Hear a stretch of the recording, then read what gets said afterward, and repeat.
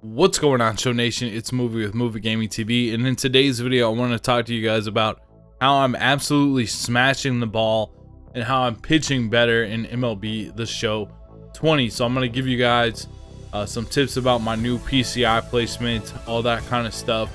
And instead of going into the batting cages and stuff like that, we're just going to use one of the gameplays from yesterday on my stream. If you guys would like to watch the stream, Movie Gaming TV over on Twitch, be sure to check me out over there. So pitching wise, I've gone back to the strike zone view.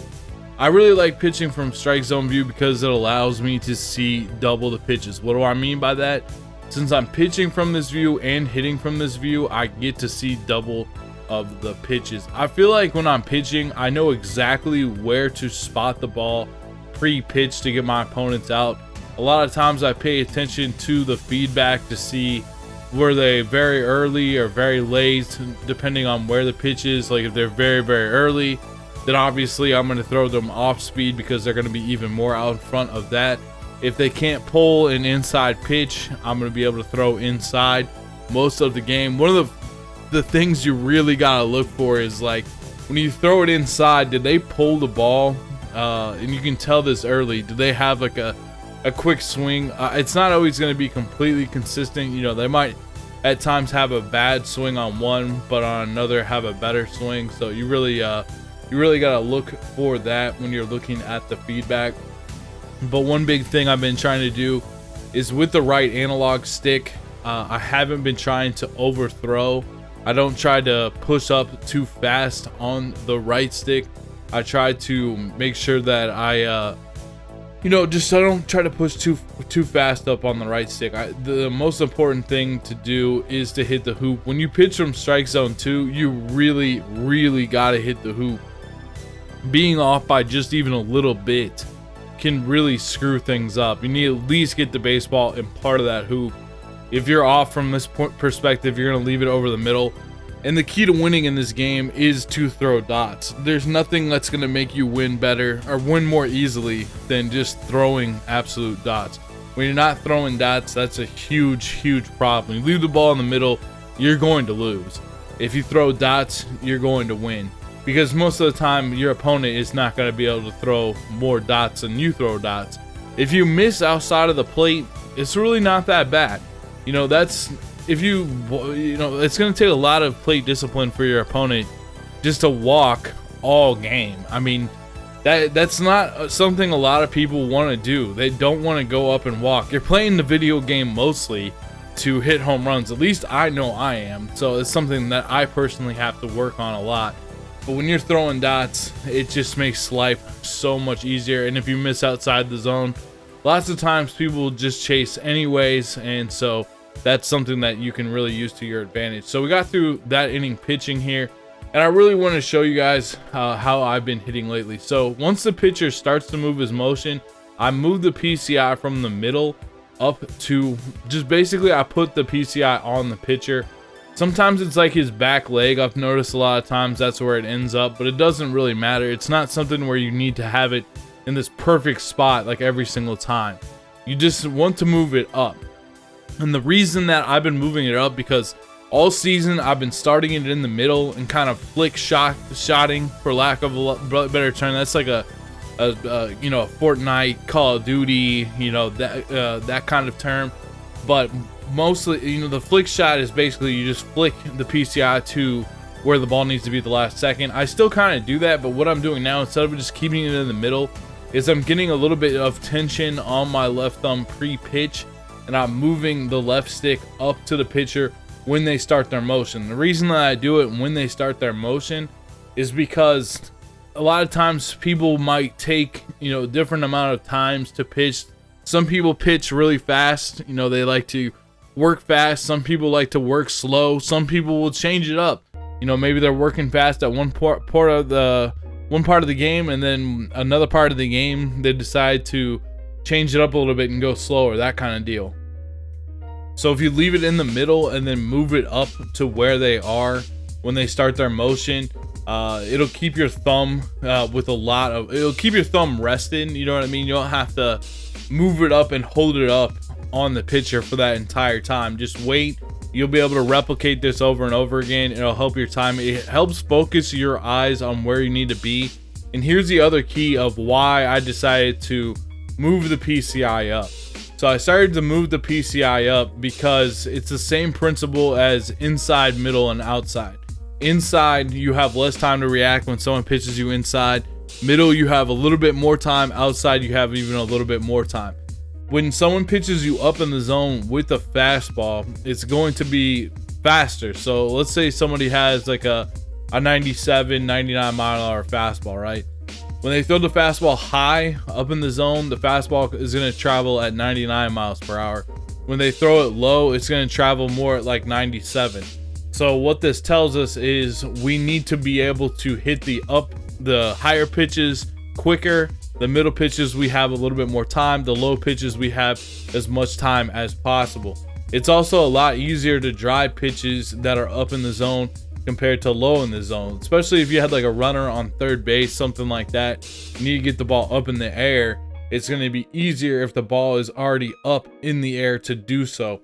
That base hit right there is one thing I've been trying to do a lot. And if you watch my stream over on Twitch, you guys will know that, like I always say, that's if you ever watch like Mike Trout talk about hitting, he always tries to hit it back up the middle. There's always a ton of space up the middle, unless you got the shift on you, but there's always a ton of space up the middle that's just like a big wide open hole for you to be able to hit the ball. So that's one place I'd like to try to like focus to hit the ball, so I can take a pitch that's below the zone or above the zone and hit it back up the middle, even if it's not out of the strike zone. Not every at bat do you want to be trying to hit a home run. Also, sometimes you need to finesse it and put the ball in play, and just think about that open space. You know, think about the open space between the third baseman and the shortstop, up the middle, between the second baseman and the first baseman, and just finesse the ball to those spots. And then when you get a pitch just like that, like I could just feel the time. I know it was just late on that, but I could feel the timing as the pitch was coming in, that I could hit that ball with the timing to that right side of the field where no one would be. So that's one thing that you really got to take in mind. Here's Jazz Chisholm's bat. This card is really underrated, extremely underrated. This card is on a Nolan Gorman level of underrated. As far as like, he's not a 99 overall. He's just a future star, but he's really, really good. It's just something about his swing that's really nice. It's just easy to time up once you get used to it. So I really like having his card. Look at this pitch. Gonna take that one. Check swing on that. I do like to check swing a lot, so it's really important that I play in games that don't have a lot of lag, because when it lags, I can't check swing that well. He goes up in the zone. Look with our PCI up. We were able to drive this ball. Perfect fly ball, left on left. He only has like 83 power versus left. We still were able to be on top of that, or get under that, or what have you, and absolutely drive that pitch for a home run. We're already up 6-0. We've been hitting really well in this one. And one of the things I did too, guys, that I recommend that you guys do, you can do it to my gameplay. You know, some of the best people that make content in the community that are really, really good at the game.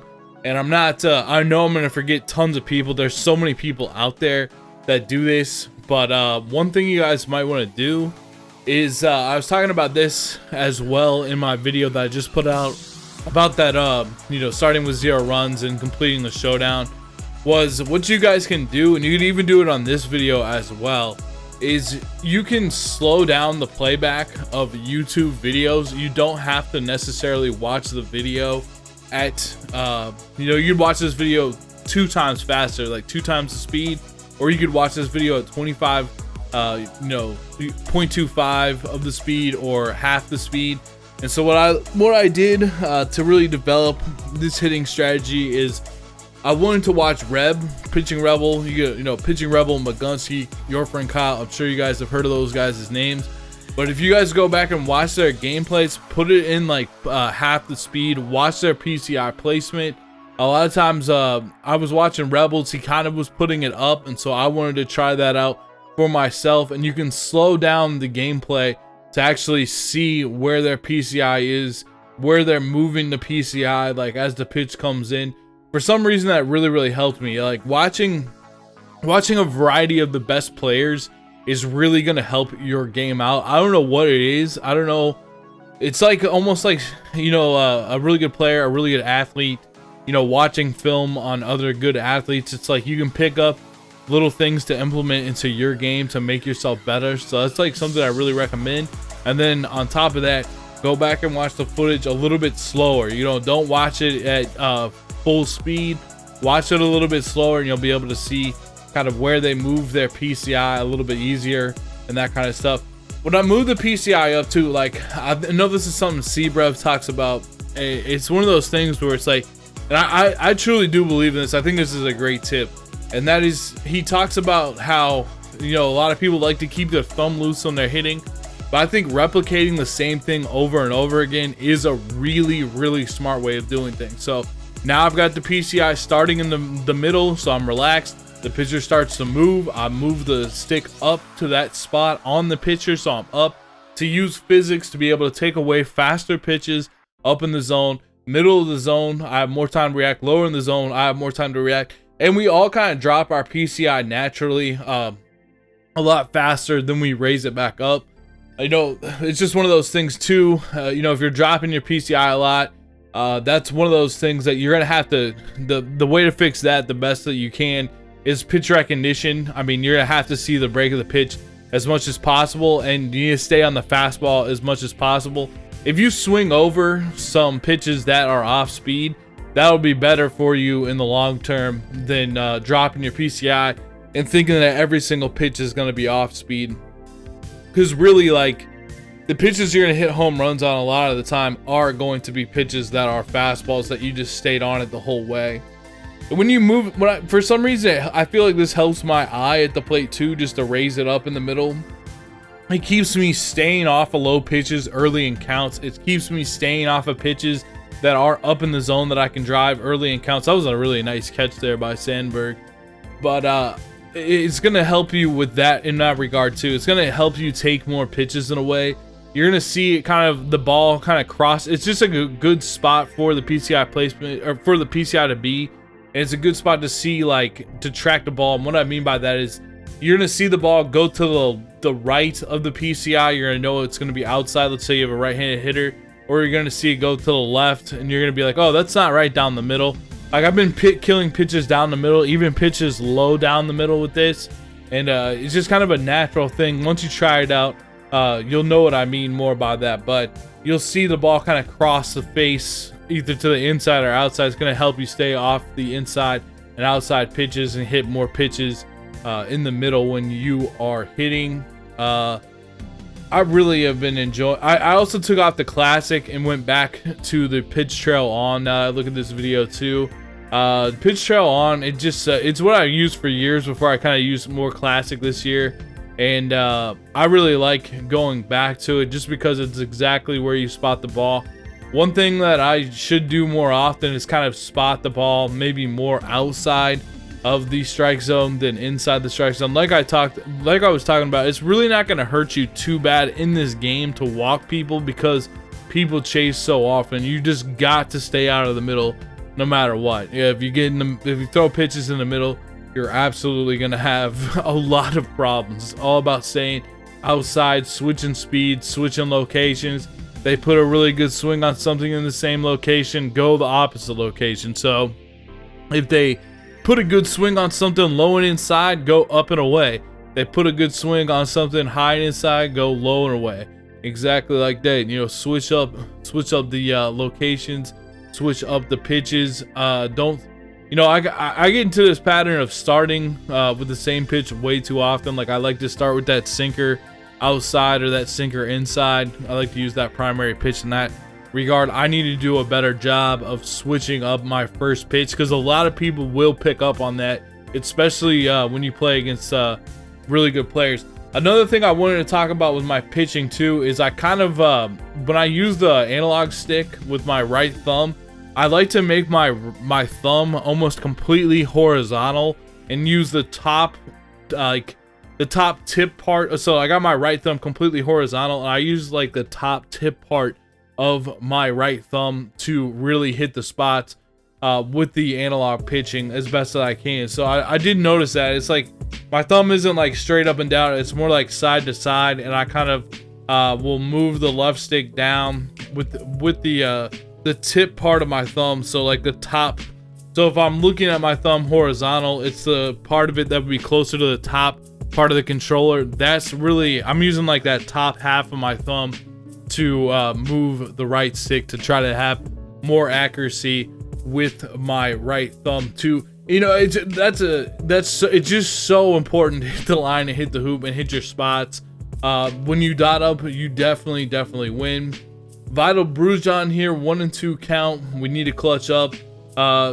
Another thing too is just I knew that he was going to be frozen on that one, but another thing too is if they're kind of laying off a breaking pitch, let's say you're throwing like a cutter away or something like that, or a slider away, and it keeps just going a little bit outside, you can put a fastball right in that same spot, and a lot of times they're going to be frozen. So you can use those pitches that break off and then throw a fastball in that same spot tunneling wise and get some strikeouts that way. He's going to bring in Josh Hader. It's already 8-0 in this game. Take a big swing with Nolan Gorman there. Miss it. 2-1 count. Here's the pitch. Those are the pitches that I've got to hit out. Anything in the middle, it's just the same exact opposite. It's the same exact opposite. It's basically, it goes the other way when you're hitting. When they leave pitches in the middle, you've got to be smashing them. I chased right there. Here's Prestige Buster Posey. I really like Buster Posey's swing this year and how he plays. That's going to be a smash. Vital can't even get to that, even with his speed. That ball was hit too hard. Now we got Jazz up again. He's just got a good swing. I feel like I really should have hit that pitch out for a home run. That's the exact pitch I'm talking about. That's one of those pitches that you've got to read. It doesn't matter in the count. You've got to absolutely smash it. Hater should be a pretty easy read too, because it's either going to be a fastball or a slider. So you start to see that slider break. You're looking fastball and you start to see that slider break. You adjust to it and react to it. It's obviously so important to know what pitches the pitcher you're facing has. That last one to Chisholm was just a dot though. He threw an absolute dot, and I'm okay with that. If they give me out throwing an absolute dot, that's all right. Like if I strike out on that, that's okay. Sometimes, lots of times I like to fight off pitches with 2 strikes, but it's almost like sometimes you're more in the zone if you're taking a pitch that's a dot, because that means you're not swinging at bad pitches anyways. Like you've reduced your strike zone to such a small spot that you're only swinging at good pitches as well. So Mantle's up. That one, look how upset I am. Like I know I've got to hit that one out for a home run. Like that's way too easy of a pitch. And then we get, I told myself that. He went in there again. We smashed it. We got the DC. I hope this video helps you guys out. I know it's kind of all over the place, but I just, I feel like even if you take one thing from this video, hopefully it helps you guys out. Thank you guys so much for watching. I'll see you guys in the next video. Until then, peace out and have a great day.